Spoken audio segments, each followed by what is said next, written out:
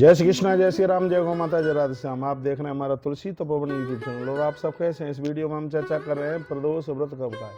चैत्र मास का प्रदोष व्रत कब का है। चैत्र मास का लास्ट का प्रदोष व्रत यानी अप्रैल में ये पड़ने वाला प्रदोष व्रत कब का है। लोग कंफ्यूज हो रहे हैं। कुछ लोग कह रहे हैं 9 तारीख को प्रदोष और कुछ कह रहे हैं 10 तारीख को प्रदोष है। यदि आप 9 तारीख को प्रदोष करते हैं तो आपका प्रदोष बिल्कुल छूट जाएगा। इसलिए छूट जाएगा क्योंकि यह त्रयोदशी 9 अप्रैल को रात्रि को 10 बज करके 56.56 पर आरंभ हो रही है रात को, और प्रदोष का व्रत होता है संध्या काल में। तो इसलिए यदि आप 9 तारीख को करते हैं यह है तो आपका प्रदोष बिल्कुल भी छूट जाएगा। इसलिए प्रदोष का व्रत 9 तारीख को नहीं, प्रदोष का व्रत अगले दिन है, यानी प्रदोष का व्रत है वो 10 तारीख को है, यानी 10 अप्रैल को प्रदोष का व्रत किया जाएगा। ध्यान रखिएगा।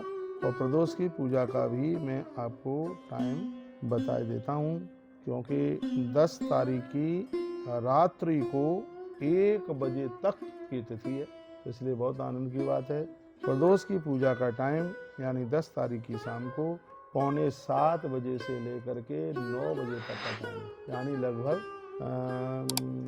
ये टाइम 8:58 तक का टाइम है। तो इस समय में आप अन्न वगैरह बिल्कुल भी मत खाना। प्रदोष पूजा के महत्व की मैंने बहुत बार आपको बात बताई है, कथा भी मैंने आपको सुनाई है। मैं फिर एक बार आपको सुनाई देता हूँ। विदर्भ राजा की पत्नी यवनों के द्वारा राजा मारा गया। पत्नी गर्भिणी थी और वह अपने प्राणों को बचा करके भागी और एक सरोवर के किनारे एक पेड़ के नीचे उसने बच्चे को जन्म दे दिया। बच्चे को जन्म देने के बाद उसको बड़ी जोर से प्यास लगी।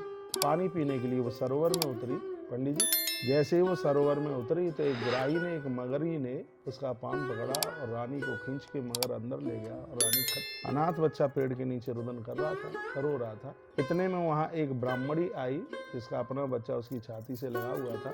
उसने रोते हुए बच्चे को पेड़ के नीचे देखा। वो सोचने लगी पता नहीं किसका बालक होगा, अनाथ बालक था। उसे छोड़ करके वहां से वो चलने लगी। उसी समय भगवान भिक्षु वर बन करके वहां प्रकट हो गए। सब पुराण में कथा। भगवान महादेव ने अपना परिचय नहीं बताया और कहा कि हे देवी, ये ऐसे ऐसे उस राजा का बेटा है। अभी अभी रानी इसकी माँ खत्म हो गई। इस सरोवर में बच्चा अनाथ हो गया है।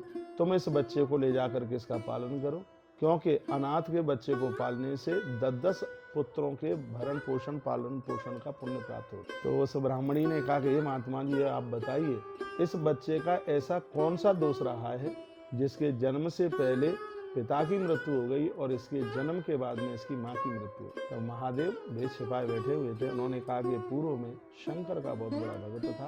प्रदोष के समय में जानबूझ करके इसने अन्न खा लिया, जानबूझ करके इसने व्रत तोड़ दिया।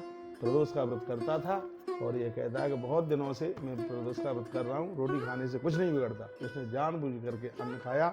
जो महादेव के व्रत को भंग करते हैं वो लोग माता पिता से विहीन हो जाते हैं, इसलिए ये अनाथ हो गया, इसके माता पिता की मृत्यु। तो फिर कहा गया तो इसमें उस राजा का क्या दोष था। तो कहा गया कि राजा महादेव का अभिषेक कर रहा था और बीच अभिषेक को छोड़ करके बाहर लोगों से मिलने के लिए चला गया, इसलिए उसकी मृत्यु हो गई। कहा तो उस माँ का क्या दोष था।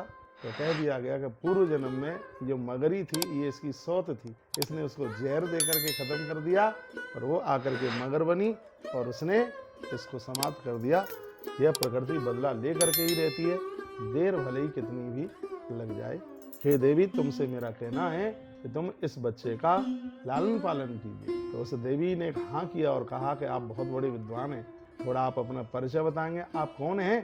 तब भगवान शंकर कहते हैं, भेद छिपाए, हे देवी, मुझे तो तेरे बीच में असली रूप दिखाना ही पड़ेगा, क्योंकि तू मेरा प्रदोष का व्रत करती है। इसलिए उसी समय भगवान शंकर अपने असली वेश में प्रकट हो गए और उस ब्राह्मणी को अपना दर्शन दिया। अब दोनों बच्चों का तू लालन पालन कर। वो ब्राह्मणी अपने भी बालक को और राजकुमार को भी लेकर के गई, राजा के बेटे को भी लेकर के गई। उसने लालन पालन किया।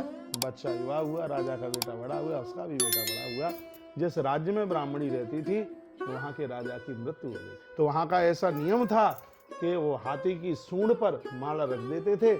हाथी जिसके गले में माला डाल दे उसी को अपना राजा स्वीकार कर लिया जाता था। एक दिन वही राजकुमार राजमार्ग में जा रहा था, सामने से प्रजा के साथ में हाथी आ रहा था। हाथी ने वही माला इसी राजकुमार के गले में धारण कर दी। लोगों ने राजकुमार को अपना राजा स्वीकार कर लिया, क्योंकि राजकुमार प्रदोष का व्रत करता था और उसने अपने राज पुरोहित के रूप में उस ब्राह्मणी के बेटे का चुनाव किया।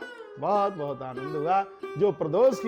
जो प्रदोष का व्रत करेंगे भगवान महादेव उनके सभी दुखों को दूर कर। ये रही प्रदोष की कथा, आपको सुना दी। आगे भी इसको भेजिए। और प्रदोष की पूजा है 6:45 बजे से लेकर के और 8:58 तक, लगभग 9 बजे तक आप पूजन कीजिए। मैं एक बार फिर कहूँगा, प्रदोष 9 तारीख को नहीं है, प्रदोष 10 तारीख को ही है। हम लोग 10 तारीख को प्रदोष का व्रत करेंगे।